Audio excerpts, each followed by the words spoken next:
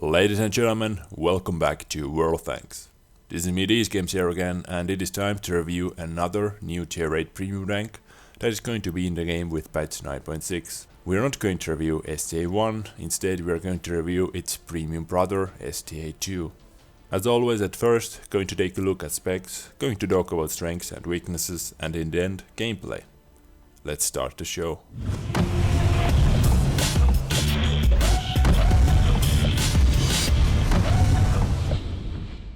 At first, as said, let's take a look at specs. On the side we can see that side armor is 35mm thick.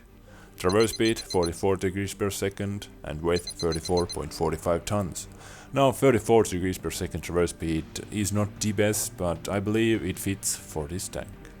Moving on to the rear of the tank, we can see that rear armor is 25mm thick, top speed 45 km per hour and engine power 500 horsepower.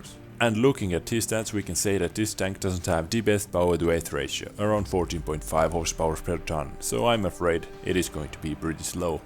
In front of the tank we can see that frontal armor is 45mm and 1420 hit points, which is actually 30 less than STA-1. Looking at turret, we can see that turret's frontal armor 70, side 60 and rear 35mm thick. View range 380 meters, which is actually 10 meters less than STA-1 for example.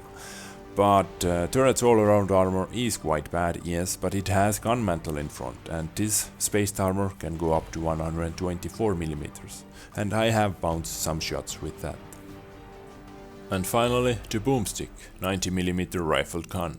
With standard shell your penetration is going to be 185. Average damage 240. Accuracy 0.37, aiming time 2.2 seconds. TPM 2028.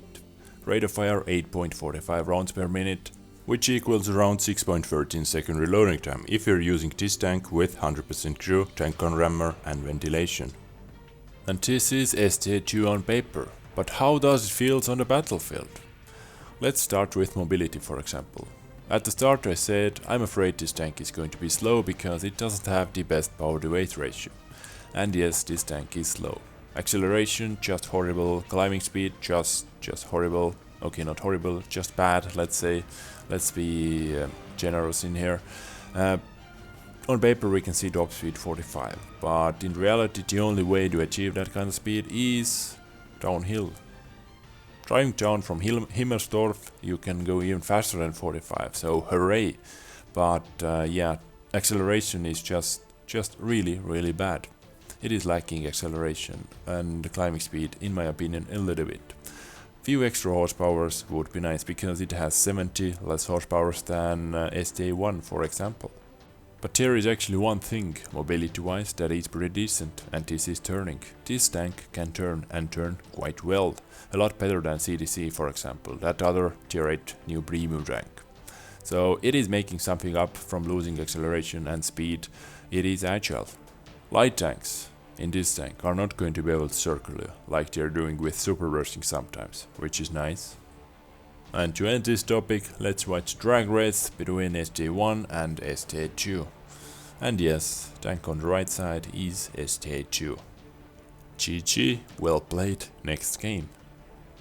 And if you're going to talk about armor, then actually there's not much to say, because you have no armor, as we can see from the values. You are going to see a lot of tier 9s, a lot of tier 10 tanks as well. So basically any tank that you're going to see on the battlefield is going to be able to penetrate you. Unless they are going to hit your gun mantle, which actually can bounce some stuff. I bounce a lot of shots with gun mantle, so the only way to get some bounces is when you get your hull hidden and you just do peekaboo games with your gun mantle. This is the only way to bounce something.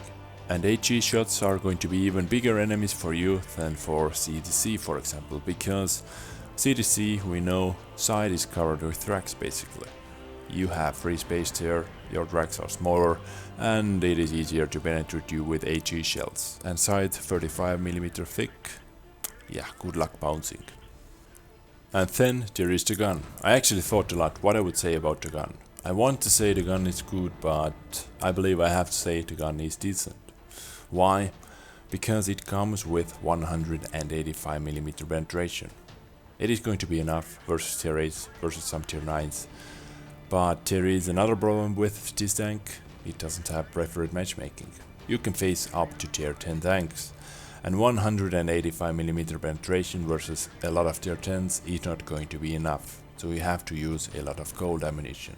But there is a good side as well, because the gold ammunition on this tank is heat, 275mm penetration. So yeah, it can go through tier 10s and tier 9s pretty goddamn easily. Gun depression as well as gun elevation is actually quite good, as we can see from that example, so you can do some maneuvers with that. Basically the same with STA-1. DPM is over 2000, and this is actually above average because Type 59, T-34-3, CDC, they have all under 2000, so over 2000 DPM you can pack some bunch, if positioned correctly, obviously, as always, as with every tank. But here on the background we can see DPM fight with STA-1.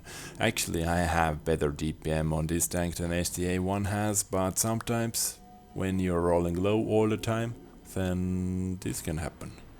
Right now we don't know exactly how much this tank is going to cost. According to the latest news, price tag is going to be 7,400 gold. And now the main question, is it going to be worth the gold?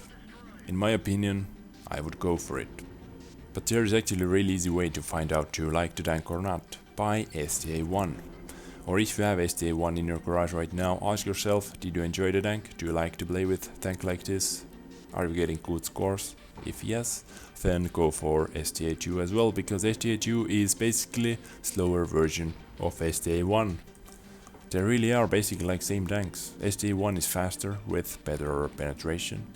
STA-2 has better DPM and is making more credit for you. And as you saw from the gameplays as well, I was enjoying myself, I was doing really nicely. And this is the thing with STA-2, I don't know why, but it just felt so good playing with this tank. Making credits was no problem. Facing tier 9s or facing tier 10s, just be patient, wait for your chances. As you're going to see from the video as well on the background right now, we are going to make some serious credits without using any premium shots versus OP tier 9 tanks. Just wait for the right moments. But when you're facing tier 8s, you are going to shine. Just use your tank strengths, your gun mantle, your DPM, and you are going to roll in credits with no time. And this is new tier 8 premium tank STA-2. I hope